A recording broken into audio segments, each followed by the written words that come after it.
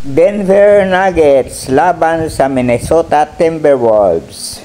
Game number 6. NBA semifinal round. Western Conference. Nuggets ang lamang sa serye 3-2. But that means that you have to be so locked in on people off ball.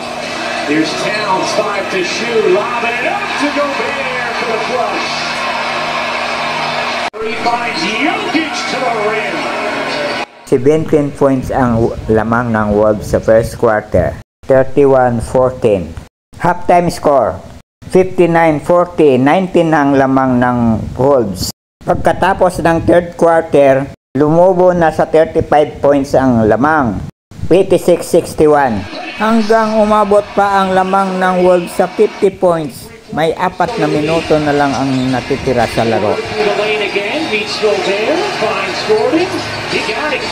Another 3 from Aaron Gordon. Catches and drives, catches and shoots. Conley mid-range is good. League this season, McDaniels the cross and the finish. Masyadong lopsided ang laro na ito.